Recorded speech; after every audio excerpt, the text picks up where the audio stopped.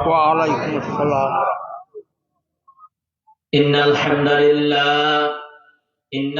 لله نحمده ونستعينه ونستغفره ونؤمن به ونتوكل عليه ونعوذ بالله من شرور أنفسنا ومن سيئات أعمالنا. من يهده الله فلا مضل له ومن يضلل فلا هادي له. وأشهد أن لا إله إلا الله وحده لا شريك له. ونشهد أن محمدا عبده ورسوله أرسله بالحق بشيرا ونذيرا. فقد قال الله تعالى في كلام المجيد: أعوذ بالله من الشيطان الرجيم. يا أيها الذين آمنوا اتقوا الله حق تقاته ولا تموتن إلا وأنتم مسلمون.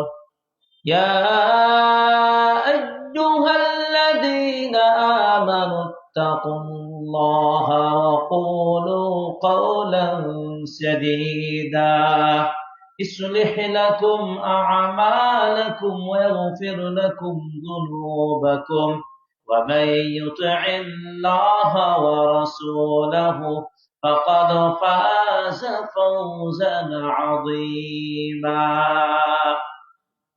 أما بعد فإن خير الحديث كتاب الله وخير الهدي هدي محمد صلى الله عليه وسلم وشر الأمور محدثاتها وكل محدثة بدعة وكل بدعة ضلالة وكل ضلالة في النار. وبعد فأعوذ بالله من الشيطان الرجيم. ما أصاب من مصيبة إلا بإذن الله ومن يؤمن بالله يهدي قلبه والله بكل شيء عليم. عن أبي هريرة رضي الله تعالى عنه قال قال رسول الله صلى الله عليه وسلم كل أمتي يدخلون الجنة إلا من أبى. قالوا يا رسول الله صلى الله عليه وسلم ومن يأبى؟ قال من أطاعني دخل الجنة ومن عصاني فقد أبى. وقال الله تعالى في آية أخرى لقد كان لكم في رسول الله أسوة حسنة. وقال تعالى وما أتاكم الرسول فخذوه وما نهاكم عنه فانتهوا. কুন্দুইন যুব সমাজ কর্তৃক আয়োজিত আজকের বিশাল সম্মেলনের সম্মানিত সভাপতি তানোর গোদাগাড়ি পার্শ্ববর্তী সর্ব এলাকা থেকে আগত প্রিয় মুসলিম ভাই ও বোনেরা, শুরুতেই আল্লাহ সুবহানাহু ওয়া তাআলার অসংখ্য অগণিত প্রশংসা আদায় করছি যে রব্বুল আলামিন আমাকে এবং আপনাদের সকলকে এই সুন্দর একটি মহতী হালাকায় আলোচনা অনুষ্ঠানে বসার সুযোগ করে দিয়েছেন। এই জন্য আল্লাহর প্রশংসা কম না বেশি? সবাই বলি আলহামদুলিল্লাহ। অতঃপর দুরূদ ও সালাম বর্ষিত হোক প্রিয় নবীর প্রতি,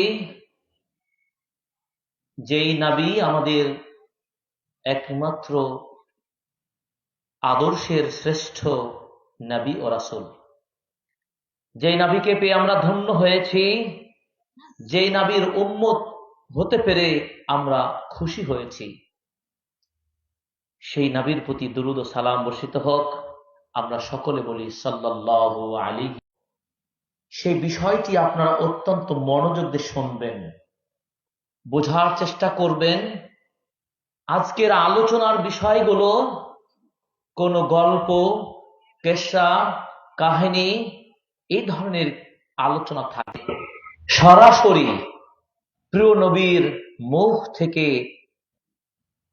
চলে আসা প্রিয় উপদেশ বাণীগুলো, আমাদের নবী মুহাম্মদ সাল্লাল্লাহু আলাইহি সাল্লাম, তিনি আমাদেরকে সত্যের পথে আহ্বান করেছেন, ইনসাফের পথে ডাক দিয়েছেন, আমাদেরকে বিশুদ্ধ দ্বীন পালনের জন্য তিনি নসিহত করেছেন।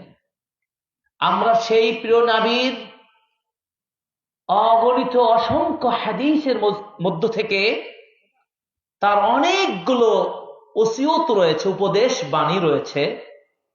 আজকে সরাসরি হাদিসের আলোকে নবী সাল্লাল্লাহু আলাইহি সাল্লামের ঐতিহাসিক 20টি ওসিয়ত আমরা আলোচনায় নিয়ে আসব। যেই 20টি নসিহত এবং ওসিয়ত আমাদের জন্য প্রকৃত একজন সত্য ন্যায়নিষ্ঠাবান মানুষ হিসাবে প্রস্তুত করতে যথেষ্ট হবে। এবং এই উপদেশগুলো যদি মেনে চলতে পারি, সত্যিকার আপনি আমি সফল বান্দা হতে পারবো, খাঁটি মুসলিম হতে পারবো, খাঁটি মুমিন হতে পারবো, আল্লাহর প্রিয় ইবাদত গুজার বান্দা হতে পারবো। এবং এই উপদেশগুলো মানার ফলে আমরা পরকালে জান্নাত পাবো ইনশাআল্লাহ। বলেন, এই আলোচনার উপকার হবে না হবে না?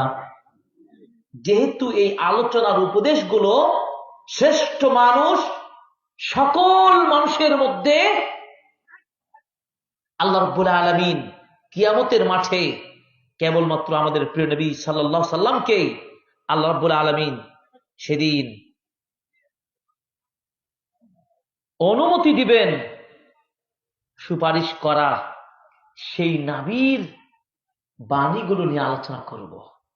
তাই আমরা ভূমিকায় লম্বা না করে তিনি কি বলেছেন সেই বিষয়গুলো আমরা এক এক করে আলোচনা করব।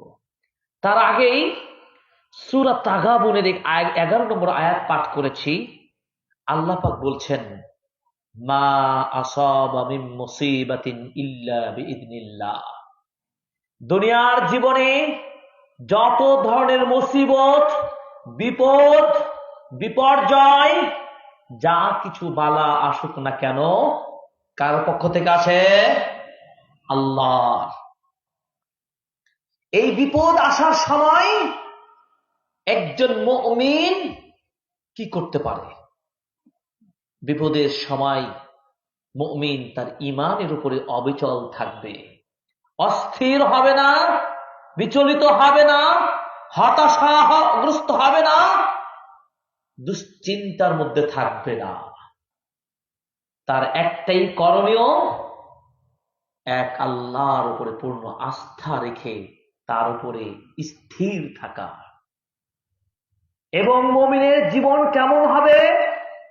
প্রিয় নবীর একটি হাদিস, আজাবান লিআমরিল মুমিন।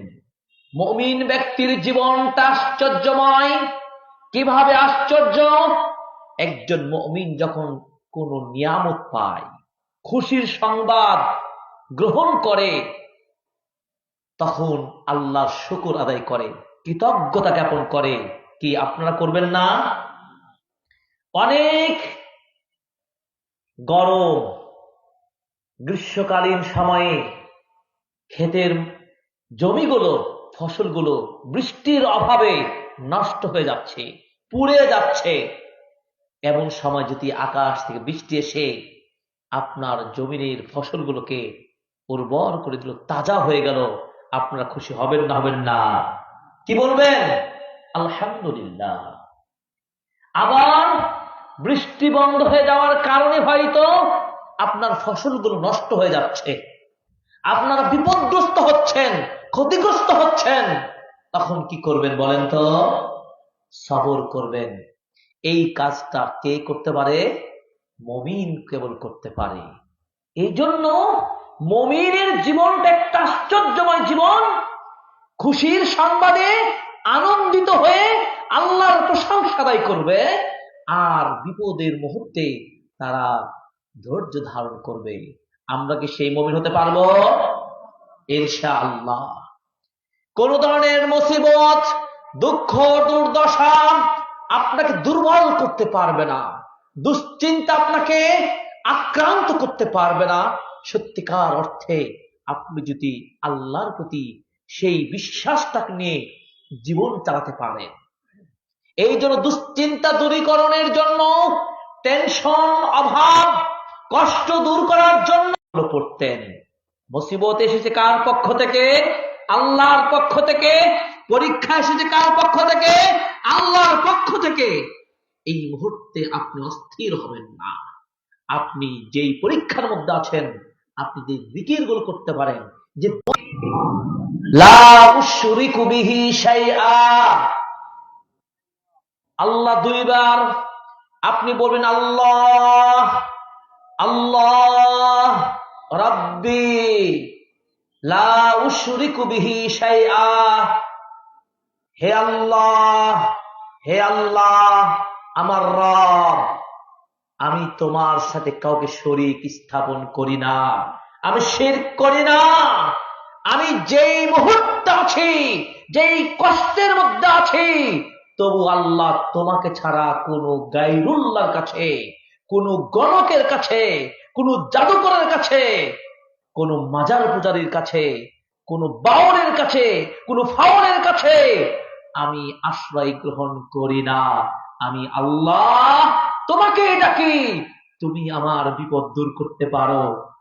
এই বলে কি দোয়া করতে পারি না? আমাদের নবী এভাবে দোয়া করতেন। যখন বিপদের মধ্যে পড়ে যেতেন, কঠিন কষ্টের মধ্যে পড়ে যেতেন, আল্লাহর নবী এভাবে দোয়াগুলো পড়তেন। আল্লাহ রব্বি, আল্লাহ আল্লাহ রব্বি লা উশরিকু বিহি শাইআ। ও আল্লাহ, আল্লাহ আমার রব, তুমি আল্লাহ, আল্লাহ তোমার সাথে আমি কাউকে শরীক করি না। এইভাবে এক নম্বর দোয়া শিখে গেলেন আপনারা। আবার বলবেন এভাবে, আল্লাহ আল্লাহু রাব্বি লা উশরিকু বিহি শাইআ। ওই আল্লাহ ঘোষণা দিয়েছেন, ওয়া'বুদুল্লাহা ওয়া লা তুশরিকু বিহি শাইআ ওয়া বিল ওয়ালিদাইনি ইহসানা। সেই মহান আল্লাহ বলেছেন, তার ঘোষণা হলো তোমরা আল্লাহর ইবাদত করবে শিরক মুক্ত, তার সাথে কাউ শরীক স্থাপন করবে না, অন্য কাউকে ডাকবে না, অন্যের নিকট মাথা নত করবে না, অন্য কারোর কাছে প্রার্থনা করবে না, একমাত্র ইবাদত করবে কার? আল্লাহর। আর পিতা মাতার সাথে ভালো ব্যবহার করবে। আল্লাহ রাব্বুল আলামিন বলেছেন, ওয়ামা খালাকুতুল জিন্না ওয়াল ইনসা ইল্লা লিয়াবুদুন। আল্লাহ বললেন, আমি মানুষ এবং জিনকে সৃষ্টি করেছি কেন? একমাত্র আমার তাওহীদকে মানার জন্য, আমার ইবাদত করার জন্য। আমি জীবন মরণের মালিক, আমি আল্লাহ জীবন দিয়েছি, আমি আল্লাহ তোমাদের জীবনটা কেড়ে নেব, মৃত্যুর ঘটা ঘটাবো। আমি আল্লাহ দুনিয়াতে তোমাদের পাঠিয়েছি তোমাদের আমলের পরীক্ষার জন্য। এই দুনিয়ার জীবনে আপনাকে আমাকে এমন কিছু আমল করতে হবে, এমন কিছু আদর্শ গ্রহণ করতে হবে, এমন কত নীতি ফলো করতে হবে, যে আদর্শ আমলগুলো করলে আল্লাহ খুশি হবেন, পরকালে আপনি মুক্তি পাবেন। যদি আপনার চলা, আপনার বলা যদি ভালো না হয়, সত্যের পক্ষে না হয়, সঠিক পদ্ধতিতে না হয়, শিরক মুক্ত না হয়, আপনি সেদিন মুক্তি পাবেন না। সেদিন আপনার সব আমলগুলো নষ্ট হয়ে যাবে।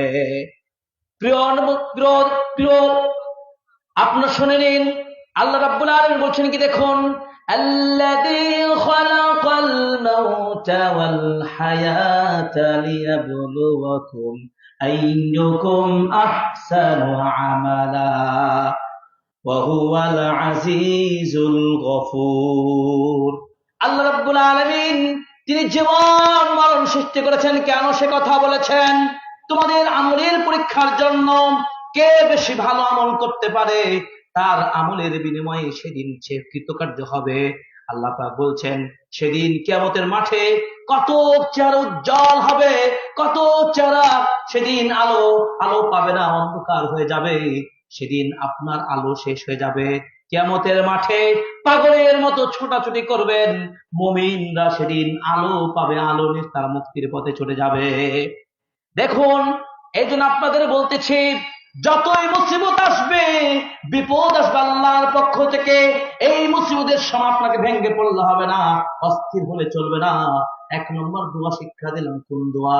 ওই দোয়াটি আপনি পড়বেন, অর্থ বুঝে বুঝে দোয়া করবেন। এই জন্য সৌদি আরবের মদিনা বিশ্ববিদ্যালয়ের প্রফেসর ডক্টর আব্দুর রাজ্জাক আল বদর হাফিজাহুল্লাহ, আমার প্রিয় ওস্তাদ, তিনি বলতেন এই দোয়াগুলোর অর্থ যত বুঝে বুঝে আপনি পাঠ করবেন তত দোয়ার ফলাফল আপনি পাবেন। তাহলে দোয়ার অর্থ শিখলাম কি? আল্লাহু, 2 বার আল্লাহু আল্লাহু রাব্বি লা উশরিকু বিহি শাইআ। কখন পড়বেন এটা? বিপদ আপদ মুসিবতের সময়। প্রিয় নবী আরেকটি দোয়া করতেন, যখন বিপদ চলে আসতেন, কঠিন কোন সমস্যার সম্মুখীন হতেন, আল্লাহর নবী ওই দোয়াটি পড়তেন, যেই দোয়া ইউনূস নবী পাঠ করেছেন, লা ইলাহা ইল্লা আনতা সুবহানাকা ইন্নী কুনতু মিনাজ জালিমিন। কি আপনারা জানেন না এটা? ইউনূস নবী যে বিপদে পড়েছিলেন, তিনি তখন কোন মানুষকে ডাকে নাই। তিনিও তখন বলেছেন, আল্লাহ, গভীর অন্ধকারে রয়েছে, 1 রাতের অন্ধকার, 2 সাগরের পানির অন্ধকার, 3 মাছের পেটের অন্ধকার, জুলুমাত, অন্ধকার, এই কঠিন, কেউ তাকে শুনবে না, কেউ তাকে বাঁচাতে পারবে না। এই কঠিন মুসিবতের সময় কাকে ডেকেছেন? আল্লাহকে। আল্লাহ কি মুক্তি দিতে পারে নাই? মুক্তি দিয়েছেন। এই বিশ্বাস যদি আদৌ থাকে, আর আপনি যত বড় বিপদে থাকেন, আল্লাহ আপনাকে বাঁচাবে কি বাঁচাবে না? বাঁচাবে। দেখুন, 3 জন ব্যক্তি সফরে গিয়ে পাহাড়ের গর্তে আশ্রয় নিল। এরপর পাথর এসে তাদের ওই গুহা অংশটুকু বন্ধ হয়ে গেল, মানে বিপদে পড়ে গেল, তাদের বাঁচার কোনো পথ নেই। তারা কি করেছিল? তারা ওই আল্লাহর কাছে দোয়া করেছিলেন। তারা নিজে নিজে আল্লাহর কাছে 3 জন 3 ভাবে দোয়া করেছিলেন। আল্লাহ, আমার মায়ের খেদমত করতাম, নিজের সন্তানকে আগে খাদ্য না দিয়ে আমার মায়ের খেদমত আগে করতাম। আল্লাহ, তোমার সন্তুষ্টির জন্য কাজটা যদি করে থাকি, আজকে কঠিন মুহূর্ত থেকে বাঁচিয়ে দিন। তিনি একাই তার ভালো ইবাদত আমল আল্লাহর কাছে তুলে ধরে দোয়া করছিলেন। পাথরের একটা অংশ সরে গেল। আরেকজন দোয়া করলো, আল্লাহ, আমি আমার চাচাতো বোনের সাথে পাপের কাজে জড়িয়ে পড়ছিলাম, এমন মুহূর্তে তোমার ভয়ে আমি পাপ থেকে নিজেকে সংযত রেখেছিলাম, দূরে রাখতে পেরেছিলাম তোমার ভয়ের কারণে। আল্লাহ, যদি সেটা তোমাকে ভয় করে করতে পারি, দূরে থাকতে পারি, আল্লাহ আজকে তুমি আমাকে বাঁচিয়ে দাও, রক্ষা করো। আল্লাহ সেই ব্যক্তির দোয়া কবুল করে সেই পাথরের আরেকটি অংশ সরে গেল। আরেকজন শ্রমিক, তার মালিক শ্রমিকের যে মজুরি মূল্য, এটা দিয়ে গরু, ছাগল, দুম্বা, মেষ এগুলো প্রতিপালন করলো। এরপরে যখন সেই শ্রমিক অনেকদিন পর ফিরে আসলো, আমি তার এই পরিশ্রমের মূল্য দিয়ে যেগুলো গড়ে তুলেছিলাম সব প্রাণীগুলোকে তাকে দিয়ে দিলাম। আল্লাহ, তোমার খুশির জন্য যদি কাজটা করে থাকি, আল্লাহ তুমি আমার কাছ থেকে মুক্তি দান করো। এই বিপদ মুহূর্তে কাকে ডেকেছে তারা? এই 3 জন ব্যক্তি কিন্তু আল্লাহর কাছে ডাক দিয়ে দোয়া করলেন। আল্লাহ তাদের দোয়া কবুল করে নিলেন এবং তাদেরকে পাথরের থেকে আশ্রয় দিয়ে, পাথর থেকে ওই গুহা থেকে, গর্ত থেকে মুক্তি দান করলেন। আলহামদুলিল্লাহ। চিন্তা করতে পারছেন কাকে ডাকবেন? এক আল্লাহকে। এভাবে আল্লাহর নবী যখন কোন মুসিবতে পড়তেন, 2 নম্বর দোয়া বললাম কি, যেটি ইউনূস নবী পাঠ করেছেন, লা ইলাহা ইল্লা আনতা সুবহানাকা ইন্নী কুনতু মিনাজ জালিমিন। 3 নম্বর দোয়া কি? আল্লাহর নবী যখন মুসিবতে পড়তেন, বিপদে পড়তেন, 3 নম্বর কোন দোয়াটি পড়তেন? তিনি এভাবে দোয়া করে বলতেন, আল্লাহুম্মা আল্লাহুম্মা রাহমাতাকা আরজু ফালা তাকিলনি ইলা নাফসি তারফাতা আইন ওয়া আসলি লিশানি কুল্লা লা ইলাহা ইল্লা আনতা। তিনি এভাবে দোয়া করতেন, আল্লাহুম্মা, হে আল্লাহ, রাহমাতাকা আরজু, তোমার রহমত প্রত্যাশা করি, তোমার দয়া চাই। আল্লাহ রাব্বুল আলামিনের কাছে এইভাবে নবীজি দোয়া করতেন, ওয়ালা তাকিলনি নাফসি ইলা তারফাতা আইন, আর একটি মুহূর্তের জন্য আল্লাহ তুমি আমাকে আমার উপরে ছেড়ে দিও না, বরং আমার কথা, আমার কাজে যদি ত্রুটি হয়ে থাকে, ভুল করে থাকে, আল্লাহ তুমি আমার সব কিছু সংশোধন করে দাও, কারণ তুমি ছাড়া কোনোই ইলাহ নেই। কি দোয়াটা পড়তে পারবো না? এই দোয়াগুলো পড়বো। আরেকটা দোয়া আছে কি, ইয়া হাইয়ু ইয়া কাইয়ুম বিরহমাতিকা নাস্তাগীথ আসলিহ লানা শাআনানা কুল্লাহ ওয়া লা তাকিলনা ইলা আনফুসিনা তারফাতা আইন। এরপরে যখন যে কোন বিপদের সংবাদ শুনবেন, তখন কি করবেন? ইন্না লিল্লাহি ওয়া ইন্না ইলাইহি রাজিউন। বিপদের মুহূর্তেও আপনি বলবেন, আল্লাহ, তোমার জন্যই আমরা, তোমার কাছে তো আমাদের ফিরে যেতে হবে, অস্থির হওয়া যাবে না। তাহলে বিপদ আসলে, মুসিবত আসলে অস্থির হবেন আপনারা? অস্থির হবেন না। প্রিয় দিনী ভাইরা, তাহলে দেখুন, আমরা সেই নবীর আদর্শটা আমরা গ্রহণ করব, তার উপদেশ মালাগুলো জানবো, তার যে ঐতিহাসিক বিষ্ণুপদেশ রয়েছে আমরা এক এক করে নিজের জীবনের সাথে মিলিয়ে দেখব এবং বাস্তবায়ন করব। আল্লাহ রাব্বুল আলামিন বলেছিলেন, সে একটা আবার বলছি, মা আসাবা মিন মুসিবাতিন ইল্লা বিইذনিল্লাহ। মুসিবত আসে আল্লাহর পক্ষ থেকে। ওয়া মান ইউমিন বিল্লাহি ইয়াহদি কলবা। আর বিপদ মুহূর্তে মুমিন কি করবে? তার ঈমানের উপরে অবিচল থাকবে, কোনো দিকে অস্থির হবে না, ভয় পাবে না, কোনো ঘাবড়িয়ে যাবে না, হতাশাগ্রস্ত হবে না, দুশ্চিন্তাগ্রস্ত হবে না। আল্লাহ পাক বলছেন, মুমিন এই বিপদ মুহূর্তে যদি সবর করে, ধৈর্য ধারণ করে, আল্লাহকে ডাকে, ইহদি কলবাহু, আল্লাহ তার অন্তরটাকে সঠিক পথে পরিচালিত করবে, মুক্তির পথ দেখে দেবেন। ওয়াল্লাহু বিকুল্লি শাইইন আলিম। আর আল্লাহ সব কিছু বিষয়ে তিনি কি জ্ঞান রাখেন, কি ঘটবে, কি হবে, এটি কে জানেন? আল্লাহ। সূরা তাগাবুনের 11 নম্বর আয়াত। এরপর আসেন, আমাদের নবী সাল্লাল্লাহু আলাইহি সাল্লাম, তিনি উম্মার কল্যাণের জন্য এসেছেন। কিসের জন্য এসেছেন? উম্মার লোকদেরকে সঠিক পথে, সুন্দর আদর্শ প্রতিষ্ঠার জন্য তিনি এসেছেন। আজকের সমাজের যুব সমাজ যেভাবে ধ্বংস হচ্ছে, আমাদের তরুণ যুবক যুবতীরা যেভাবে নষ্ট হচ্ছে, কারণটা কি? নবীর আখলাক তারা চিনতে পারে নাই। রাসূল সাল্লাল্লাহু আলাইহি সাল্লামের তার আখলাকটা কেমন, এটা তাদের সম্পর্কে ধারণা নেই। এই জন্য রাসূল সাল্লাল্লাহু আলাইহি সাল্লাম বলেছেন কি, ইন্নামা বুইসতু লিউতাম্মিমা মাকারিমাল আখলাক। আমি দুনিয়াতে প্রেরিত হয়েছি তোমাদের চরিত্রগুলোর পরিপূর্ণতা দানের জন্য। আমার কথা, আমার চলায়, আমার চলনে, হাসনে, কাশনে, লেনদেন ত্রুটি থাকবে, প্রিয় নবী সেটা আখলাকটাকে পরিপূর্ণ করে দিবেন। তিনি সেই আখলাকের শ্রেষ্ঠ মডেল।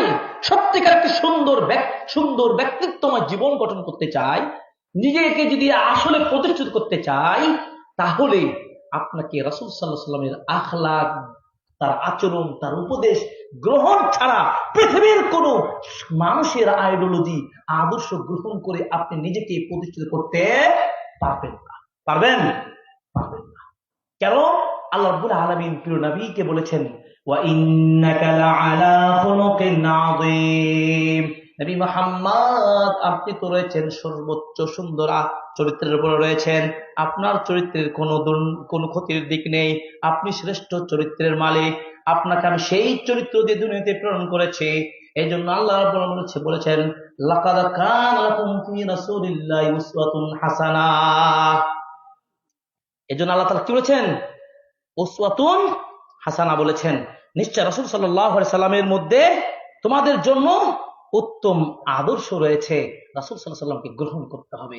এই জন্য আল্লাহ রাব্বুল আলামিন সূরা হাসরের 7 নম্বর আয়াতে বলেছেন ওয়ামা আতাকুমুর রাসূলু ফাখুযুহু ওয়ামা নাহাকুম আনহু ফান্তাহু।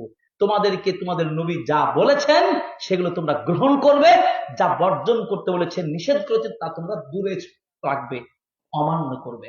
কি পারবো কি পারবো না বলেন? কে কে রাসূল সাল্লাল্লাহু আলাইহি সাল্লামের আনিত বিধানকে মানবেন, তার আদেশগুলোকে মেনে চলবেন, আর নিষেধগুলোকে বর্জন করবেন? কে কে হাত তুলে দেখান।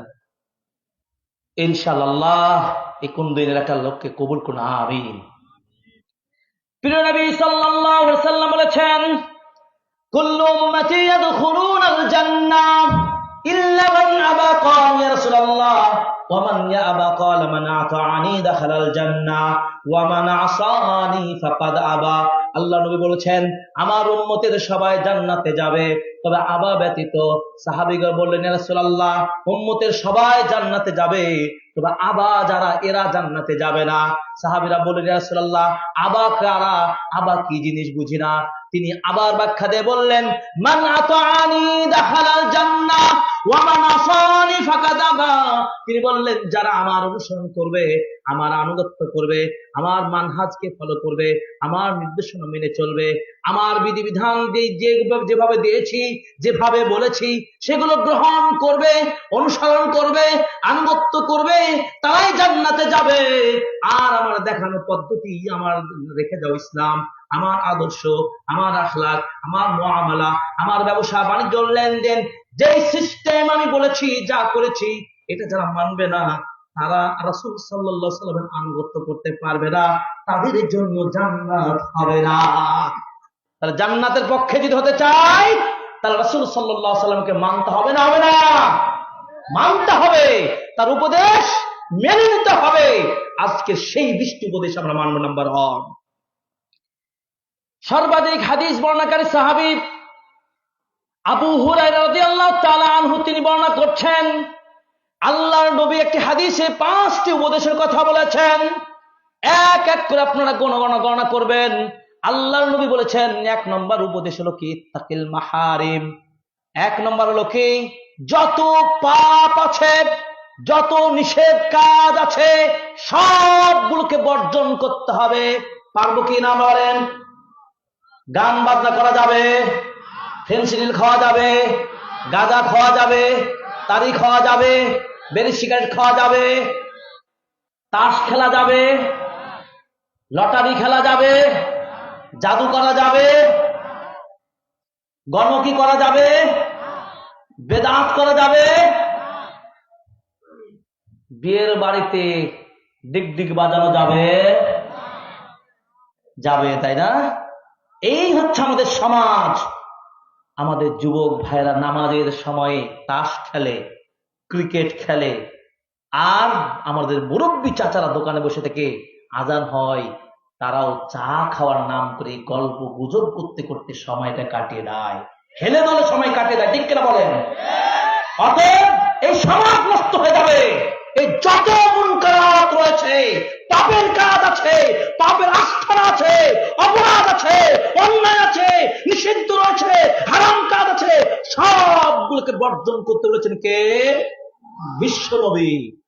1 নম্বর উপদেশ কি? সব নিষিদ্ধ কাজগুলোকে আপনাকে ছাড়তে হবে, হারামকে ছেড়ে দিতে হবে। 1 নম্বর উপদেশ। পারবেন তো? জর্দা খাওয়া যাবে, তাই না? গুল খেলে একটু উপকার হয় দাঁতের, তাই তো?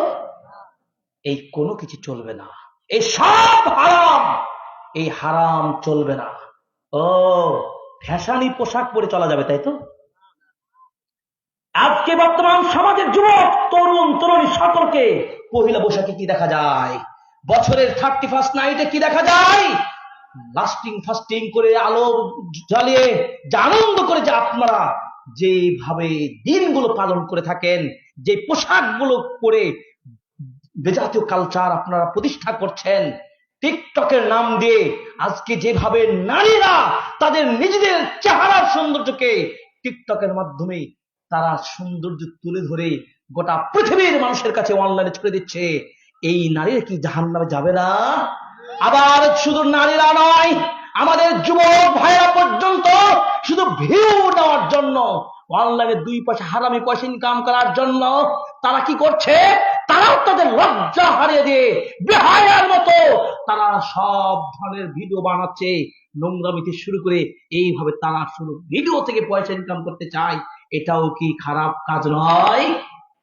এভাবে আমরা সর্বস্তরের নারী পুরুষ ছোট বড় সবার হাতে ইন্টারনেট এসে যে পাবজি খেলার নাম দিয়ে অ্যান্ড্রয়েড সেট হাতে নিয়ে যেভাবে সময় হারাম কাজগুলো করছেন, এই কাজগুলোকে আমাকে ছাড়তে হবে। এটাই নবীর প্রথম উপদেশ। যত নিষিদ্ধ কাজ আছে এটাকে আজকে থেকে জীবন থেকে ডিলিট করে দিলাম। পারবেন তো? হাত তুলে বলে পারবেন তো? আল্লাহ তুমি কবুল করো, আমিন। যেখানে দেখবেন পাপ, যেখানে দেখবেন গীবত, যেখানে দেখবেন ফাসিকি কাজ, যেখানে অন্যায়, সেই পাপ অন্যায় গুনাহের কাজকে আপনি আগে না বলুন। No smoking. এই এলাকায় নিজেও কোনো স্মোকিং করবেন না, আর আপনার প্রতিবেশীকেও করতে দিবেন না। আদর্শ কুন্দইল করতে হবে। পারবেন তো ইনশাআল্লাহ? আমরা প্রত্যেকেই যদি সচেতন হই, নবীর এই উপদেশ মানি, তাহলে আমাদের জন্য জান্নাত ইনশাআল্লাহ। নবীর আদর্শকে মানতে চেয়েছি।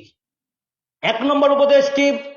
যত হারাম কাজ আছে, নিষিদ্ধ কাজ আছে, যদি মানতে পারি, আল্লাহর নবী বলেছেন তাকুন আবাদান নাস, যদি তুমি হারাম বর্জন করতে পারো, নিষেধ কাজগুলো থেকে দূরে থাকতে পারো, তাহলে তুমি আল্লাহর সবচেয়ে প্রিয় বান্দা হতে পারবে। ভালো মানুষ হবে না? যে লোকটা গুনাহ করে না, অন্যায় করে না, নিষেধ যেখানে আছে তা করে না, সে লোকটাকে আল্লাহর প্রিয় বান্দা হবে কি হবে না? হয়ে যাবে। 2 নম্বর উপদেশ কি? ওয়ারদা বিমা কাসামাল্লাহু লাক তাকুন আগনান নাস। তিনি বলেছেন আল্লাহ রাব্বুল আলামিন আপনার ভাগ্যে যা লিখে রেখেছেন, আপনি কতটুকু জীবন জীবিকা পাবেন, কেমন সুস্থ থাকবেন, কতটুকু টাকার মালিক হবেন, কতটুকু বাড়ির মালিক হবেন, কতদিন জীবন পাবেন, আপনি যা পেয়েছেন, যা আপনি পেয়ে আপনি জীবন ধারণ করছেন, এটাতে সন্তুষ্ট থাকতে পারবেন কি পারবেন না? বলেন। সন্তুষ্ট হব না? আমি কি চাইলে এখন রাতারাতি কোটিপতি হতে পারবো? আমি যা আছে সেখানে সন্তুষ্ট যদি থাকি, নবী বলেছেন সেই আসলে সবচাইতে ধনী মানুষ। সুবহানাল্লাহ। তাহলে সন্তুষ্ট থাকবো আমার যা আছে তাই নেই, এই উপদেশটা মানতে পারবো না? এই যদি এই চিন্তা থাকে, তাহলে সন্তুষ্ট হবে না। কি হবে না? অর্থের লোভ সৃষ্টি হবে না। টাকার জন্য, সম্পদের জন্য মানুষকে মারবে না, কারণ আপনার মধ্যে লোভ নেই, লালসা নেই, স্বপ্ন নেই, টার্গেট নেই। আপনি মনে করেছেন আমি আল্লাহ আমাকে যা দিয়েছেন আমি সেখানেই খুশি রাজি আছি। আল্লাহ রাসূল বলেছেন সেই প্রকৃত ধনী হতে পারবে। তাহলে নিজেদের সন্তুষ্ট থাকবো তো ইনশাআল্লাহ। 2। 3 নম্বর কি? ওয়া আহসিন ইলা জারিকা তাকুন মুমিনান। আপনার প্রতিবেশীর সাথে ভালো ব্যবহার করবেন, উত্তম আচরণ দেখাবেন, তাহলে আপনি যে মুমিন এটার পরিচয় পাওয়া যাবে। আর যদি আপনার কথাবার্তায় চাল চলনে প্রতিবেশী বিরক্ত হয়, কষ্ট পায়, তাহলে আপনি কি মুমিন হতে পেরেছেন? নবীজি বলেছেন মুসলিম তো সেই যার কথা, যার হাত, জবান থেকে অন্য মুসলিম ভাই নিরাপদ থাকে। আমার মুখটা কি সংযত হয়? আমার আঘাত থেকে কি প্রতিবেশী মুক্ত থাকতে পারে? এইগুলো আমাদের সমাজে আছে। আজকে থেকে বলেন আমি মুসলিম যদি হতে চাই, মুমিন হতে চাই, আমার প্রতিবেশীকে কখনো কষ্ট দেব না। আল্লাহ নবী সাল্লাল্লাহু আলাইহি সাল্লাম একদিন হেঁটে যাচ্ছিলেন, সাহাবীরা বসে আছেন। আল্লাহ নবী বলছিলেন, ওরে আমার সাহাবীরা, আমি কি তোমাদেরকে বলবো না তোমাদের মধ্যে কারা ভালো মানুষ আর কারা খারাপ মানুষ? সাহাবীরা আশ্চর্য হয়ে গেলেন। নবীজি 3 বার বললেন ফাআদাহান নবী সাল্লাল্লাহু আলাইহি ওয়াসাল্লাম সালাসান, তিনবার একই কথা বললেন। এই শোনো, তোমাদের মধ্যে কারা ভালো মানুষ কারা খারাপ মানুষ বলবো না? এটা কি মনে জানার প্রয়োজন আছে না নাই? ভালো মানুষ কে? তিনি বলেন ভালো মানুষ সেই যার কাছে ভালো কিছু আশা করা যায় এবং যার দ্বারা কোনো ক্ষতি হয় না, সেই ভালো মানুষ। এমন মানুষ হয় না আমাদের মধ্যে? নাই। আবার এই মানুষটা খারাপ যার কাছে ভালো কিছু আশাও করা যায় না এবং যার দ্বারা কোনো মন্দ কিছু প্রতিহত হয় না, বরং খারাপ কাজ তার দ্বারা হয়ে যায়। এই লোকটা কি সমাজে কি খারাপ মানুষ? আচ্ছা ধরেন আপনি যখন মারা যাবেন, আপনার মৃত্যুর পর আপনার সন্তানের সামনে ওই কুন্দল মরে যা বলবে, জানো আরে কুন্দইল স্কুল মাঠের ওই লোকটা মারা গেছে, লোকটা ভালো ছিল গো। এটা ভালো মানুষ। ফেরেশতারা আমিন বলে। আর কত দুঃখজনক কথা, আপনার মৃত্যুর পরে আপনার এলাকার মানুষেরা বলবে, জানো ওই পাড়ার লোকটা মারা গেছে, লোকটা ভালো নয়, উমুকের বাপটা ভালো নয়, লোকটা কি ছিল? 2 নম্বরই লোক ছিল। নাউজুবিল্লাহ। কষ্ট পাবেন না? পাবেন না? কষ্ট পাবেন। অতএব ভাইরা, এমন জীবন গঠন যেন না করতে হয় মরে আপনাকে দুর্নাম নিতে হবে। আপনি এমন জীবন গঠন করবেন যাতে আপনার মানুষের আপনার পরে আপনাকে ভালো বলে, আপনার ব্যাপারে সুনাম করবে, আপনার জন্য দোয়া করবে, ইস্তেগফার করবে। এই জন্য আপনাকে হতে হবে খাঁটি মুমিন, খাঁটি মুসলিম। আপনাকে হারাম কাজ করা চলবে না, আপনাকে হারাম কাজ করা চলবে না। আপনাকে আপনাকে খুশি থাকতে হবে যা পেয়েছেন। এই জন্য আপনার সংগ্রাম করে জীবন দিয়ে মানুষকে মারামারি করা চলবে না, প্রতিবেশীর সাথে ভালো ব্যবহার করবেন। এরপরে 4 নম্বর নবীজি উপদেশ দিয়ে বললেন কি, আপনি নিজের জন্য যা পছন্দ করবেন প্রতিবেশীর জন্য সেটাই পছন্দ করবেন। মানে মানুষের জন্য তাই পছন্দ করবেন। আমি একটা রুমাল কিনলাম, আমার একজন চাচাকে দিব, আমারটা একটু দামি আর চাচারটা একটু কম দামি, এটা কি আমার কাজ হবে? এমন আছে না সমাজে আমাদের? কম্বল বিতরণের সময়, কম্বল দেওয়ার সময় কি করে? কম দামি কম্বল দেয়। এক সিজন ব্যবহার করলে পরের সিজনে ব্যবহার করা যায় না, এদিক চলবে? আপনাকে 1000 দিতে কে বলেছে? আপনি কম করে দেন। তাহলে প্রিয় নবী সাল্লাল্লাহু আলাইহি সাল্লাম বললেন এখানে 4টা উপদেশ। 5 নম্বর উপদেশ কি? ওয়ালা তুখসিরুদ দাহিক ফাইন্না কাসরাতাদ দাহিকি তুমিতুল কলব। বেশি হাসবে না। মা বোন সবাইকে বলবো, বেশি হাসা যাবে না, এটাও নবীর উপদেশ। বেশি হাসলে অন্তর মরে যায়। আল্লাহর নবী 5টি উপদেশ দিয়ে বললেন, 1, হারাম কাজ চলবে না, নারী পুরুষ সকলকে বলছি। 2, আপনি আপনার ভাগ্যে যা পেয়েছেন তা নিয়ে সন্তুষ্ট থাকবেন। 3, প্রতিবেশীর সাথে ভালো ব্যবহার করবেন। 4, নিজের জন্য যা পছন্দ করবেন মুসলিম ভাইয়ের জন্য তাই পছন্দ করবেন। 5 নম্বর, কম হাসবে, কান্না করবেন বেশি। এই কাজগুলো করতে পারলে আপনি হতে পারবেন আল্লাহর প্রিয় বান্দা, আপনি হতে পারবেন মুমিন, হতে পারবেন মুসলিম, আপনি হতে পারবেন আল্লাহর প্রিয় বান্দা হতে পারবেন এবং আপনি আপনি হতে পারবেন আল্লাহর প্রিয় বান্দা হয়ে দুনিয়ার জীবনে একটা সুন্দর জীবন গঠন করতে পারবেন, পরকালে জান্নাত পেয়ে যাবেন। আল্লাহ রাব্বুল আলামিন এই 5টা নসিহত মানার বুঝার তৌফিক দান করুন, আমিন। এরপর রাসূল সাল্লাল্লাহু আলাইহি ওয়াসাল্লাম 6 নম্বর উপদেশ কি? 6 নম্বর উপদেশ দিয়েছেন হাদিসের আলোকে। হাসান বিন আলী রাদিয়াল্লাহু তাআলা আনহুমা তিনি বলছেন, হাফিজতু মিন রাসূলিল্লাহ সাল্লাল্লাহু আলাইহি সাল্লাম, আমি রাসূল সাল্লাল্লাহু আলাইহি সাল্লাম নিকট থেকে এই উপদেশটা শুনেছি। তিনি বলেছেন, দা মা ইয়ারিবুকা ইলা মা লা ইয়ারিবুক।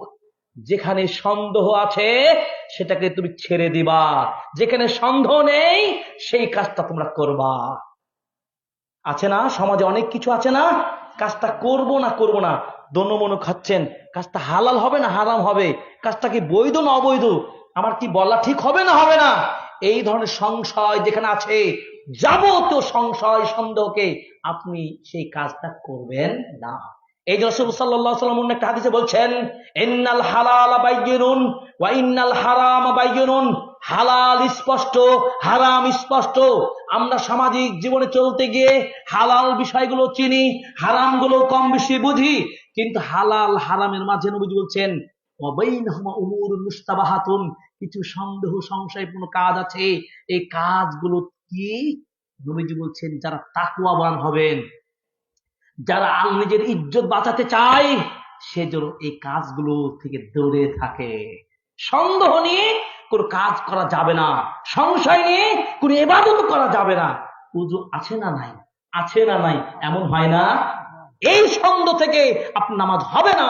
আপনাকে সিদ্ধান্ত নিতে হবে আমার উযু আছে, আমার নামাজ পড়বো, অথবা বলতে হবে আমার উযু নাই, আমি উযু করে নামাজ পড়বো। আপনি এই ব্যবসাটা করবেন, এটি হালাল না হারাম? কি হবে গো, বুঝতে পারছেন না হালাল না হারাম? তার মানে বুঝে নেবেন যেখানে সন্দেহ সেখানে একটা সমস্যা হওয়ার সম্ভাবনা আছে। এই যে নবীজি সাল্লাল্লাহু আলাইহি সাল্লাম তার ঐতিহাসিক উপদেশ 6 নম্বরে বললেন, যেখানে সন্দেহ সেখানেই বর্জন, যেখানে সন্দেহ নেই সেটাই গ্রহণ। আশা করি বুঝতে পেরেছি। আল্লাহ রাব্বুল আলামিন আমাদেরকে মানার তৌফিক দান করুন। 7 এবং 8 নম্বর ওসিয়ত প্রিয় নবীর। এই হাদিসটা আবু যার রাদিয়াল্লাহু তাআলা আনহু বর্ণনা করছেন। আল্লাহর নবী বলেন, ইত্তাকিল্লাহ হাইসুমা কুনতা, যেখানেই থাকবে সেখানে আল্লাহকে ভয় করবে। যেই মাঠে থাকুন, যেই পথে থাকুন, যেই অফিসে থাকুন, যেই ঘাটে থাকুন, যেই কাজে থাকুন, সর্বাবস্থায় আল্লাহকে ভয় করতে হবে। এর নাম তাকওয়া। ভয় যদি করতে পারেন, আল্লাহর ভয়ে কান্না করতে পারেন, আল্লাহ আপনার যে জান্নাত প্রস্তুত করেছেন, এই জন্য আল্লাহকে ভয় করে চলবেন। আল্লাহ রাব্বুল আলামিন বলেছেন, ওয়া আম্মা মান খাফা মাকাম রাব্বিহি ওয়া নাহান নাফসানিল হাওয়া ফাইনাল জান্নাতা হিয়াল মাওয়া। যারা কাল কিয়ামতের ময়দানে আল্লাহর সামনে দাঁড়িয়ে কথা বলাকে ভয় মনে করবে, আমি দুনিয়াতে পাপ করছি, আমি গুনাহগার, আমি পাপিষ্ঠ মানুষ, আমি কিভাবে আল্লাহর সামনে আমার আমল নিয়ে হাজির হব? এই মহান সৃষ্টিকর্তা, আকাশ জমিনের যিনি মালিক, এই আসমান জমিন যিনি সৃষ্টি করেছেন, সেই আল্লাহ একদিন সব ভেঙে চুরমার করে দিয়ে, কিয়ামত করে দিয়ে তিনি পুনরুত্থান করে সকলের ফয়সালা নেবেন। সেদিন আল্লাহর সামনে কোন লজ্জায় দাঁড়াবো, এই ভীতি যদি আপনি সৃষ্টি করতে পারেন, এই তাকওয়া অবলম্বন করতে পারেন, আল্লাহ রাব্বুল আলামিন বলেছেন ওই ভীতিশীল, ওই তাকওয়াবান বান্দার জন্য আমি আল্লাহ জান্নাতুল মাওয়া প্রস্তুত করব। আল্লাহ কবুল করুন, আমিন। আপনি বলছেন, মা বলছে মেয়েকে দুধে পানি দিয়ে দাও, কেউ দেখবে না। মা বলছে কেউ তো দেখার নাই, মেয়ে বলছে আল্লাহ তো দেখবে। এর নাম তাকওয়া। আপনি ব্যবসা করেন, বাণিজ্য করেন, কথাবার্তা বলেন, মেপে কাজ করবেন। কখনো আপনি লাইনচ্যুত হবেন না, কখনো আপনি নিজের মতো ক্ষমতা খাটাবেন না, কারণ আপনি জানেন না আপনি যা করেন, যা বলেন, যা কিছু চুরি চামারি বাটপারি ক্ষমতা খাটাতে যাচ্ছেন, আল্লাহ সব কিছু রেকর্ড করছে না, করছে না। এই দুনিয়ায় চিরদিন কেউ থাকতে আসবে না। কখন কিভাবে আপনার আমার জীবন চলে যাবে কেউ জানেন না।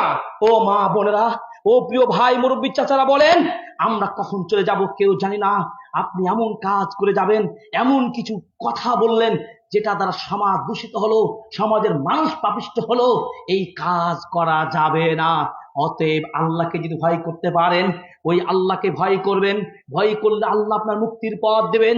আপনি কোন মানুষকে ভয় করবেন না, হক কথা বলেন, সত্যের পক্ষে বলবেন। আল্লাহ বলছেন কুলিল হক ওয়ালাউ কানা মুররান, আপনি সত্য কথাই বলবেন, বলিষ্ঠ কণ্ঠে কথা বলবেন। যদিও সত্য কথা তিতো লাগে, মানুষের বেজার হয়, সত্য কথা বলে যাবেন। আল্লাহ রাব্বুল আলামিন বলেছেন, ইয়া আইয়ুহাল্লাযীনা আমানু তাকুল্লাহ ওয়া কুলু কাওলান সাদীদা, হে পৃথিবীর মানুষ আল্লাহকে ভয় করো, সত্য কথা বলো, কখনো ভেজাল, বিতর্ক এবং এলোমেলো কথা, গারার কোন প্রতারণার কথা বলা যাবে না। আল্লাহকে ভয় করলে কি হবে? আল্লাহ বলেছেন, ওমাইয়াত্তাকিল্লাহ ইয়াজআল লাহু মাখরাজা, যে ব্যক্তি আল্লাহকে ভয় করবে আল্লাহ তার রিজিকের, উন্নতির, কল্যাণের পথ খুলে দেবেন। আলহামদুলিল্লাহ। কাকে ভয় করবেন আপনি? আল্লাহকে ভয় করবেন। এই উপদেশটা কয় নম্বর? কয় নম্বর উপদেশ? 7 নম্বর উপদেশ নবীজির। 8 নম্বর উপদেশ কি? ওয়াতবাইস সাইয়্যাতাল হাসানাত তামহুহা, যখনই আপনি পাপ কাজ করবেন, অন্যায় কাজ হয়ে যাবে, সাথে সাথে সেখানে একটা ভালো কাজ করবেন। ওই ভালো কাজ পাপ কাজকে মিটিয়ে দেবে। ধরেন আপনারা শয়তানের প্ররোচনায় পড়ে এই স্কুল মাঠে একটা কিছু খেলার আয়োজন করলেন, যেখানে শয়তানের আড্ডাখানা হয়, যে খেলা খেলতে গিয়ে প্রতারণা হয়, যে খেলা খেলতে গিয়ে আপনার নামাজ ছুটে যায়, ঈমান নষ্ট হয়ে যায়। আপনারা হয়তো বুঝতে পারেন নাই, পরক্ষণে বুঝতে পেরে কি করলেন, না এটা তো অন্যায় কাজ হয়ে গেছে। আপনি সাথে সাথে সিদ্ধান্ত নেবেন, আজকে খেলেছি, তওবা করলাম, আর কোনদিন এই জুয়া খেলা খেলবো না। আছে না? জুয়া খেলা হয় না আপনাদের সমাজে? এই খেলা খেলবো না। এই মাঠে আগামী দিনে একটা ইসলামী জলসা হবে, এখানে দিনের আলোচনা হবে, আমরা সেই কাজটা করব। এইভাবে যদি করতে পারেন ওই পাপটা মিটে যাবে তওবা করার মধ্য দিয়ে। ইনশাআল্লাহ পারবো না আমরা যুবকরা? তার মানে পাপ করলেই আস্তাগফিরুল্লাহ ওয়া আতুবু ইলাই বলে তার সাথে সাথে আপনি ভালো কাজ করবেন। এটা নবীজির ৮ নম্বর উপদেশ। নবীজির ৯ নম্বর উপদেশ কে? ওয়াখালিকিন নাস বিখুলুকিন হাসানিন, মানুষের সাথে ভালো ব্যবহার করবে। এই ভালো ব্যবহার কথাটা কত গুরুত্বপূর্ণ জানেন? এটা তো সবচেয়ে ভালো জিনিস, সবচেয়ে গুরুত্বপূর্ণ জিনিস। ঐতিহাসিক দার্শনিক আল খাওয়ারিজমি বলেছেন আদর্শ ব্যবহার কত কাকে বলে দেখেন। তিনি বলছেন মানুষের সব কিছুর, ধন দৌলত টাকা পয়সা ক্ষমতা সব কিছুর চাইতে মানুষের চরিত্র সবচেয়ে দামি। কি দামি সবচাইতে? চরিত্র দামি। কিভাবে? দার্শনিক আল খাওয়ারিজমি তিনি বলছেন, তিনি গাণিতিক হিসাব করে বলছেন উত্তম চরিত্র সমান সংখ্যায় ১। আর একজন মানুষ খুব কোটিপতি, একের পরে শূন্য দেন ১০। একজন মানুষ খুব ক্ষমতাবান, তাকে আরো ১০-এর পর একটা শূন্য দেন ১০০। আপনি ১০০-এর পর আর একটা শূন্য দেন, কারণ তার বংশ অনেক প্রভাবশালী বংশ, আর একটা শূন্য দেন ১০০০। আপনি বড় দলের নেতা, আপনি সুইচ টিপলেই সবকিছু হয়ে যায়। আরো ক্ষমতাবান, আপনার আরো গুণ আছে, আর একটা শূন্য দেন ১০০০০। আপনি বলেন অনেক বড় ডিগ্রিধারী, অনেক বড় ব্যবসায়িক, এই মনে করে আপনি আর একটা শূন্য দেন। এভাবে এভাবে একটা একটা করতে করতে প্রত্যেকটা আপনার গুণাগুণের জন্য, আপনার এই ভালো দিকগুলো যেগুলো মনে করছে, আপনি একের পর শূন্য দিতে থাকেন, সবগুলো ঠিক থাকলো। যদি আপনার চরিত্র নষ্ট হয়ে যায় তাহলে আপনার পরের গুণগুলো কোনো কাজে আসবে? এক কেটে দিলে পরের শূন্য হলে কোনো মূল্য আসবে? কোনোই মূল্য আসবে না। এমনই চরিত্র যদি কারো ঠিক না থাকে, ফুলের মতো পবিত্র, মুখ ভাইয়ের চরিত্র ফুলের মতো পবিত্র, এটা সবাই সামান্য কয়েকদিনের জন্য ফুলের মতো পবিত্র হয়ে কোনো লাভ আছে? মরার পরেও ফুলের মতো পবিত্র হতে হবে। সিজনালি মাথার টুপি দিবেন, এই কথা কাকে বলেছেন? মানুষকে প্রতারিত এখনই করছেন। ২ দিন ৩ দিনের জন্য মাথায় টুপি দিয়ে মসজিদের প্রথম কাতারে যাবেন, এই আদর্শটা আদর্শ নয়। এই আখলাকের পরিবর্তন করতে হবে। যদি সত্যিকার আপনি মাথায় টুপি দিয়ে পড়েন, সত্যিকার মসজিদের প্রথম কাতারে নামাজি এখন হয়ে যান, আপনাকে বলবো এই আদর্শটা আপনি মৃত্যু ধরে রাখবেন ইনশাআল্লাহ। আল্লাহ তৌফিক দান করুন, আমিন। তাহলে আখলাকের গুরুত্ব কত বেশি বুঝতে পেরেছি। আল্লাহর নবী বলছেন যারা উত্তম আখলাক হবে, আমি মুহাম্মদ তার জিম্মানো জান্নাতের উচ্চ জায়গায়, তার জান্নাতে একটা ঘরের জিম্মা নেব। সুবহানাল্লাহ। অতএব আসুন, আখলাকের অনেক গুণ আছে। সত্য কথা বলবেন, মিথ্যা বলবেন না। আপনি কি করবেন? মানুষের সহযোগিতা করবেন, কাউকে অসহযোগিতা করবেন না। আপনি সাধ্য অনুযায়ী মানুষের উপকার করবেন, ক্ষতি করবেন না। এইগুলো হলো ভালো মানুষ। তাহলে কয়টা উপদেশ শিখলাম আমরা? আমাদের ৯টা শেখা হয়ে গেছে রাসূলের উপদেশ। ১০ নম্বর এবং ১১ নম্বর উপদেশ কি? আল্লাহ নবী সাল্লাল্লাহু আলাইহি ওয়াসাল্লাম একদিন আব্দুল ইবনে আব্বাস রাদিয়াল্লাহু তাআলা আনহুকে পাশে রেখে বলছেন, হে আব্দুল্লাহ শোনো, ইয়া গোলাম ইন্নী উআল্লিমুকা কালিমাত, আমি তোমাকে কিছু বিষয় শিক্ষা দেব, ভালো করে শুনে নিতে হবে। উপদেশটা কি? আব্দুল আব্বাস একজন সাহাবী রাদিয়াল্লাহু তাআলা আনহু, তাকে পাশে টেনে নবীজি বলছেন তোমাকে কিছু আদব শিক্ষা দেব, কিছু উপদেশ দেব, ভালো করে শোনো, ভালো করে বোঝো। উপদেশটা কি ছিল? ১০ নম্বর উপদেশ তিনি বলছেন ইহফাদিল্লাহ ইয়াহফাদাকা ইহফাদাকা ইহফাদিল্লাহ তাজিদহু তুজাহাকা। তিনি বললেন তুমি আল্লাহর অধিকারগুলো রক্ষা করবে, আল্লাহও তোমাকে রক্ষা করবেন। আল্লাহর অধিকার রক্ষা করলে তুমি যেখানেই থাকো আল্লাহ তোমাকে মুক্তি দিবেন, আল্লাহ তোমাকে রক্ষা করবেন। সুবহানাল্লাহ। আল্লাহর অধিকার কি? আল্লাহর অধিকার হচ্ছেন ওয়া'বুদুল্লাহ ওয়া লা তুশরিকু বিহি শাইআ। আল্লাহ বলছেন ওয়ালা তাকরাবুজ জিনা। আল্লাহ পাক এভাবে বলছেন তোমরা হত্যা করো না, গুম করো না, জেনা ব্যভিচার করো না। একদিকে তোমরা কি সন্ত্রাসী করো না, অন্যদিকে তোমরা ইবাদত করো, ভালো কাজ করো, আমলে সালেহ করো, ইত্যাদি ইত্যাদি। যত আল্লাহ রাব্বুল আলামিনের হক রয়েছে তার নির্দেশ আছে, সেগুলো মানতে হবে। আল্লাহ রাসূল বলছেন একদিন মুআয বিন জাবাল রাদিয়াল্লাহু তাআলা আনহু, জানো তুমি আল্লাহর কি হক বান্দার উপরে? আল্লাহ নবী প্রশ্নের জবাব বললেন আল্লাহ তার রাসূল ভালো জানেন। আল্লাহ নবী বললেন আল্লাহর হক বান্দার উপর কি জানেন? বান্দা আল্লাহর ইবাদত করবে, আল্লাহ খুশি হয়ে যাবে। আর বান্দার হক আল্লাহর উপরে কি? বান্দার হক আল্লাহর উপরে হলো আল্লাহর বান্দারা যদি আল্লাহর নির্দেশ মেনে চলে তাহলে আল্লাহ বান্দাদেরকে জান্নাত দিবেন, তাদের শাস্তি যেন না দেন। শাস্তি দিবেন না। আপনি যদি আল্লাহর বিধান মানেন শাস্তি দেবেন? দিবেন না। অতএব আসুন আল্লাহর অধিকারগুলো রক্ষা করবেন, নামাজ 5 ওয়াক্ত সালাত আদায় করবেন। মা বোনদেরকে আল্লাহ রাসূল বলেছেন যখন কোন মহিলা 5 ওয়াক্ত নামাজ পড়বে, রমাদান মাসে সিয়াম পালন করবে, স্বামীর আনুগত্য করবে, নিজের লজ্জাস্থান হেফাজত করবে, পর্দার সাথে জীবন পরিচালনা করবে, এই 4টি কাজ করতে পারলে আল্লাহ নবী বলছেন জান্নাতের যে কোনো দরজায় প্রবেশ করতে পারবে। চিন্তা করতে পেরেছেন? মা বোনেরা, এই 5টা বিধান আপনাদের জন্য যেমন আমাদের জন্য কি বাদ? আমাদের জন্য নামাজ নাই? আল্লাহ বলছেন আকিমিস সালাতা লিযিকরি, সালাত আদায় করে আমাকে স্মরণ করার জন্য। ইন্নাস সালাতা তানহা আনিল ফাহশাই ওয়াল মুনকার, সালাত আদায় করতেই হবে। সালাত নিজকে পাপ থেকে গুনাহ থেকে বিরত রাখতে পারে। কি সালাত আদায় কি করেন? ও কোন রকম জোহরের নামাজটা পড়ি, অফিস টাইমে পড়া হয়, বাড়িতে আসলে আবার টিকটক নিয়ে ব্যস্ত হয়ে যায়, পড়া হয় না। এই চেতনা পরিবর্তন করতে হবে। এই সমাজের প্রত্যেকটা যুবক নর নারীকে বাধ্যতামূলক সালাত আদায় করতেই হবে। রাসূল সাল্লাল্লাহু আলাইহি ওয়াসাল্লাম বলেছেন মুরু আওলাদাকুম ওয়া হুম আবনা সাবআ সিনিন, যখন তোমাদের সন্তানদের বয়স 7 বছর হবে, ছেলে হোক মেয়ে হোক, তাদেরকে সালাতের নির্দেশ দিতেই হবে। 10 বছর যখন হয়ে যাবে আপনি তাকে বাধ্যতামূলক ভাবে সালাত আদায় করতেই হবে। কি পারবেন না? যদি না পারেন মনে রাখেন আল্লাহ নবী বলছেন কাল কিয়ামতের ময়দানে বিচারের মাঠে সর্বপ্রথম সন্তানের পক্ষ থেকে আপনার বিপক্ষে বিচার দাবি করা হবে।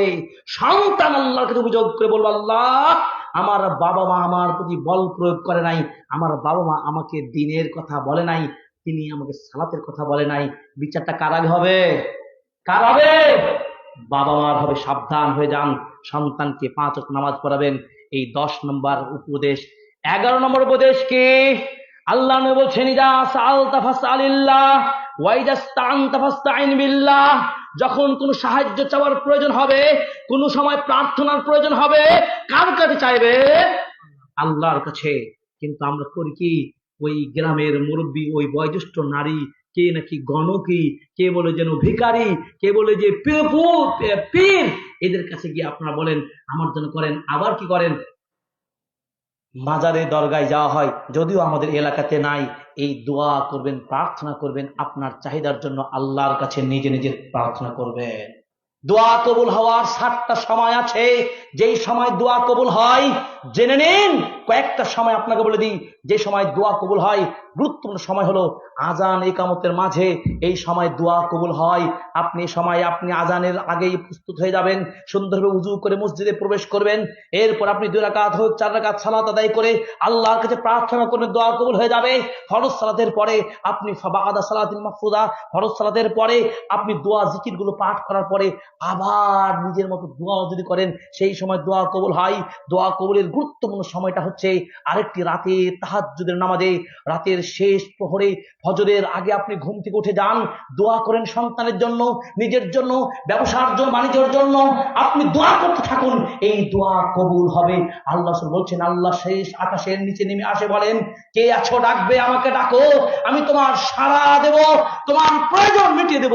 আল্লাহু আকবার। সেই সময় আপনি নাকে ঘুম দিয়ে উঠেন, ঘুম পাড়তে থাকেন। আল্লাহ নবী একদিন রাতে উঠে তিনি বলছেন কে উঠাবে গো? ওই বাড়ির লোকদের কে ঘুম থেকে উঠাবে? আসমান থেকে যেন কানাইজ ভান্ডার নামতে আছে, কে লুফে নেবে? এই কানাইজ ভান্ডার আল্লাহ আকাশ থেকে বর্ষণ করতে থাকেন, আর আপনারা ঘুমিয়ে থাকেন। তার মানে রাতে তাহাজ্জুদ করতে হবে। মা বোনরা বলছি, ওই যুবক ভাই বোন এখন থেকেই করবেন, এই বয়সে তাহাজ্জুদ সালাত আদায়ের চেষ্টা করবেন। প্রিয় ভাই আপনাকে বলছি, আল্লাহর কাছে প্রার্থনা করার, দোয়া কবুলের কয়েকটা সময় বলতে গিয়ে বলছিলাম, জুমার দিন ইমাম সাহেব যখন খুতবা দিবেন, সেই সময় খুতবার মাঝে দোয়া কবুল হয়। জুমার দিনে আসর থেকে মাগরিবের মধ্যে দোয়া কবুল হয়। এই সময়গুলো আপনি দোয়া করলে দোয়া কবুল হয়। অতএব আল্লাহর কাছে প্রার্থনা করবেন, পৃথিবীর কোনো মানুষের কাছে চাইবেন না, আপনার প্রয়োজন আল্লাহর কাছে চাইবেন। এটা হচ্ছে নবীর উপদেশ, 11 নম্বর উপদেশ। 12 নম্বর উপদেশ, রাসূল সাল্লাল্লাহু আলাইহি সাল্লাম তিরমিজির হাদিসে বলছেন, তাআররাফ ইলাল্লাহি ফির রাখায় ইয়ারিফকা ফিশ শিদ্দাতে। আল্লাহ নবী বলছেন, সুখের সময় তুমি আল্লাহকে যদি চেনো, এখন সুখ আছে, জমিতে ভালো ফসল হয়েছে, আপনার ব্যবসায় লাভবান হয়েছেন, ছেলেটার ভালো রেজাল্ট হয়েছে, আপনার মেয়ের বাচ্চা ভালোভাবে হয়েছে, আপনি সুখে আছেন, ভালোতে আছেন, সে সময় আপনি আল্লাহকে ভুলে থাকলে হবে? এই সময় আপনি আল্লাহর শুকরিয়া আদায় করবেন, প্রশংসা আদায় করবেন, আল্লাহ তার দান খায়রাত করবেন। আল্লাহ লাকাল হামদ হামদান কাসীরা, আল্লাহ তোমার জন্য অসংখ্য প্রশংসা, অগণিত প্রশংসা। আল্লাহ তুমি আমাকে সুন্দর একটা পুত্র দিয়েছো, সুন্দর একটা স্ত্রী দিয়েছো, আমার সন্তান দিয়েছো, জমিতে ফসল দিয়েছো, আমার সন্তানকে তুমি বিজয়ী করেছো, ইত্যাদি ইত্যাদি। আপনি সুখের সময় আল্লাহকে চিনবেন, আল্লাহকে স্মরণ করবেন। ফাযকুরুনি আযকুরুকুম ওয়াশকুরলি, আল্লাহ পাক বলেন তোমরা আমাকে স্মরণ করলে আমি আল্লাহ তোমাদেরকে স্মরণ করব। তোমরা যদি আমার কৃতজ্ঞতা করো আমি তোমাদের নিয়ামত বাড়িয়ে দেবো। সুবহানাল্লাহ। তাহলে যদি আল্লাহকে সুখের সময় আপনি চেনেন, ইয়ারিফকা ফি শিদ্দাতে, আল্লাহ বিপদের সময় আপনাকে চিনবেন। ওই যে মুসিবত, বিপদে পড়তে পারেন না, অসুস্থ হতে পারেন না, জমিতে ক্ষতিগ্রস্ত হতে পারেন না, আল্লাহকে ডাক দিলে আল্লাহ রাব্বুল আলামিন ডাকে সাড়া দেবেন। মাইয়াদউনি আস্তাজিব লাকুম, আল্লাহ পাক বলছেন কে আছো আমাকে ডাকবে, আমি আল্লাহ তার দোয়া কবুল করে নেব, আমি আল্লাহ তার ডাকে সাড়া দেব, আমি আল্লাহ তার অভাব পূরণ করে দেব। অতএব আল্লাহর কাছে চাইতে হবে, আল্লাহকে স্মরণ রাখতে হবে, আল্লাহকে মনে রাখতে হবে, আল্লাহর বিধান মানতে হবে, নবীর বিধানগুলো মানতে হবে। যদি এভাবে মানতে পারি, আমার বিপদের সময়, আমার মুসিবতের সময় আমার আল্লাহ আমাকে উদ্ধার করবেন, বাঁচিয়ে দেবেন ইনশাআল্লাহ। এরপরে হাদিসের শেষ দিকে কয়েকটা কথা তিনি বলছেন, ওয়ালাম, জেনে রাখো, আন্নান নাসরা মা'আস সাবরে, বিজয় আসবে আপনার জীবনে ধৈর্যের সাথে। যদি আপনি কোনো বিষয়ে সফলতা পেতে চান, যদি মুক্তি পেতে চান, তাহলে সবর করতেই হবে। ওয়াতাওয়াসাউ বিল হাক্কি ওয়াতাওয়াসাউ বিস সাবরে, আল্লাহ বলছেন তোমরা একে অপরকে হকের দাওয়াত দাও, একে অপরকে সবরের দাওয়াত দাও। যতই বড় কঠিন বিপদ আসুক, সবর হারা হবেন না। ধৈর্য হারা হলে আপনি বিজয় ছিনিয়ে আনতে পারবেন না। এই মূলনীতি মনে রাখতে হবে। এরপর নবী বলছেন ওয়া আন্নাল ফারাজা মাআল কারবি, এবং মুক্তি, বিপদ যেখানে সেখানেই মুক্তি, বিপদ যেখানে সেখানেই মুক্তি, নিষ্কৃতি পাবেন। যেখানে বিপদ, কখন মুক্তি পাবেন? আল্লাহকে যদি স্মরণ করেন। ওয়া আন্না মাআল উসরি ইসরা, মুরাত্তাবে কঠিনের সাথে সহজ আছে। কঠিন, আপনি বিপদে পড়েছেন, অসুস্থ হয়ে গেছেন, তাই অবিচল হয়ে যাবেন না। আল্লাহকে আপনি ডাক দিবেন, আল্লাহকে ডাক দিয়ে আপনি কি করবেন? আল্লাহ আপনাকে এই ধৈর্য ধারণ করার কারণে, আল্লাহকে স্মরণ করার কারণে এবং আল্লাহকে তার ইবাদত করার কারণে আল্লাহ আপনাকে মুক্তি দিতে পারে। তাহলে আমাদের কি মানতে হবে? 10 নম্বর, আমরা কি বললাম? 12 নম্বর। 12 নম্বর উপদেশটা হচ্ছে কি? সুখের সময় আল্লাহকে চিনলে বিপদের সময় আল্লাহ আমাকে কি করবেন? উদ্ধার করবেন। আল্লাহ আমাকে চিনবেন ইনশাআল্লাহ। 13-14 নম্বর উপদেশ কি? রাসূল সাল্লাল্লাহু আলাইহি সাল্লামের হাদিস, যা রাজুলুন নবী সাল্লাল্লাহু আলাইহি ওয়াসাল্লাম, একজন ব্যক্তি আল্লাহর নবীর নিকটে এসে বলল, ইয়া রাসূলুল্লাহ, দুল্লানি আলা আমালিন ইদা আমিলতুহু আহাব্বানি আল্লাহ ওয়া হাব্বানি আন-নাস। আল্লাহর নবী, আমাকে এমন আমলের কথা বলেন যে আমলটা করলে আল্লাহ আমাকে ভালোবাসবেন, মানুষও আমাকে ভালোবাসবে। কি সেটা জানা দরকার আছে না নাই? আল্লাহ ভালোবাসবেন আপনাকে, মানুষও ভালোবাসা শুরু করে দেবে। রাসূল সাল্লাল্লাহু আলাইহি সাল্লাম বললেন, 13 নম্বর উপদেশটা মনে রাখেন কি? ইজহাদ ফিদ দুনিয়া ইউহিব্বুকাল্লাহ। দুনিয়ার ভালোবাসা ত্যাগ করতে যদি পারেন, তাহলে আল্লাহ রাব্বুল আলামিন তোমাকে ভালোবাসবে। দুনিয়ার চিরদিন থাকবো, দুনিয়ার জন্য এত কিছু করলেন, কবরের জন্য কিছুই করলেন না। কবরে তো যেতেই হবে। আল্লাহ পাক বলেছেন কুল্লু নাফসিন যায়িকাতুল মাউতে, প্রত্যেক যার আত্মা আছে তাকে মৃত্যু স্বাদ গ্রহণ করতে হবে। সূরা আরাফে আল্লাহ পাক বলেছেন ফাইদা জাআ আজালুহুম লা ইস্তাখিরুনা সাআতাও ওয়া লা ইস্তাকদিমুন। মানুষের মৃত্যুর যখন ঘন্টা বেজে যাবে তখন কোনোভাবেই তার জন্য বিলম্ব করা হবে না এবং কোনোভাবেই তার মৃত্যু আগে নেওয়া হবে না। অতএব মৃত্যু আমাদের হবেই, মৃত্যুর পরের পাথেও আমাদের সংশয় করতে হবে কিনা বলেন। এই দুনিয়ায় চিরদিন থাকার জায়গা নয়, পৃথিবী আমার আসল ঠিকানা নয়। বাল তুসিরুনাল হায়াতাদ দুনিয়া ওয়াল আখিরাতু খায়রুন ওয়া আবকা। আল্লাহ পাক বলছেন তোমরা দুনিয়ার জীবনকে প্রাধান্য দিচ্ছ, অথচ দুনিয়ার জীবনটা প্রাধান্য দিয়ে লাভ হবে না। দুনিয়ার জীবনটা যে মাতা, দুনিয়ার লাবন ওয়া লাহাবন, দুনিয়ার জীবন তো খেল তামাশা, তুচ্ছ তাচ্ছিল্যের জায়গা, এখানে স্থায়ী কেউ থাকবো না। অতএব এই দুনিয়ার ভালোবাসায় শিখতে হবে না। বানি আদম মৃত্যুকে ভয় করে। বানি আদমের বিপদ মুসিবত আছে দুইটা কারণে। এক, দীর্ঘ আকাঙ্ক্ষা, আমি এত বড় নেতা হব, আমার এত টাকা দরকার, এত গাড়ি বাড়ি দরকার, এই যে তার লোভ লালসা বেশি। আরেকটা হলো মৃত্যুকে ভয় পায়, মৃত্যুকে স্মরণ করে না, মরবই কথা মনে করে না, মনে করে সারা জীবন দুনিয়াতে এইভাবে আনন্দ করব। কেউ কি বাঁচতে পেরেছে? আল্লাহ পাক বলছেন যেখানেই থাকো মৃত্যু তোমার গ্রাস করবে। যখন 2020-21 সালের দিকে করোনা ভাইরাস আসলো, যারা কোটিপতি ছিল তারা মনে করেছিল যদি আমরা ভালো বাড়ির মধ্যে থাকি, সেফটির মধ্যে থাকি, জনসমাজের সাথে না মিশি, নিজে যদি নিরাপত্তার মধ্যে থাকি, তাহলে মনে হয় মৃত্যু হবে না, ভাইরাস আমাকে গ্রহণ করতে পারবে না। কিন্তু দেখা গেছে ওই শ্রেণীর মানুষদের মৃত্যু বেশি হয়েছে, হয় নাই? তার মানে মৃত্যু যার আছে আসবে, কেউ ঠেকাতে পারবে না। প্রিয় ভাইরা, এই দুনিয়ার ভালোবাসায় আপনার পাগল হয়ে যায় না, একদিন মরতে হবে, কথা স্মরণ রেখে কাজ করবেন। নবীজি বলছেন দুনিয়ার ভালোবাসা ত্যাগ করো, আল্লাহর ভালোবাসা পাওয়া যাবে। 13 নম্বরে নসিহত ও উপদেশ। 14 নম্বর উপদেশ কি? ওয়াজহাদ ফীমা ইনদান নাস ইউহিব্বুকান নাস। মানুষের কাছে যা আছে সেটা চাওয়ার আশা করেন না। ওর যে গাড়ি আছে আমারও গাড়ি হতে হবে, তাই আপনি রাহাজানি করে, দুর্নীতি করে, 2 নম্বরই করে, যে কোনো ভাবে টাকা পয়সা সংগ্রহ করে আরেকটা আপনি গাড়ি কিনলেন, মানুষ তাকে ভালো বলবে? নবীজি বলছেন না, এই কাজ চলবে না। ওর আছে থাক, ওটা পেতে হবে, এর জন্য আপনাকে পাগল হওয়া যাবে না। প্রথম উপদেশটাই তো ছিল 2 নম্বর, আপনি যা পেয়েছেন সন্তুষ্ট থাকবেন, থাকবেন না? আল্লাহ আপনি যা দিয়েছেন সেখানে সন্তুষ্ট থাকবেন, তাহলে তো প্রকৃত ধনী হবেন। মানুষের কাছে যা আছে এটা পাওয়ার আশা করবেন না। তাহলে 13-14 নম্বর উপদেশটা কি? দুনিয়ার ভালোবাসা ত্যাগ করলে আল্লাহ ভালোবাসা পাবেন। 14 নম্বর কি? মানুষের কাছে যা আছে এটা পাওয়ার আকাঙ্ক্ষা করবেন না, তাহলে মানুষেরও ভালোবাসা পেয়ে যাবেন।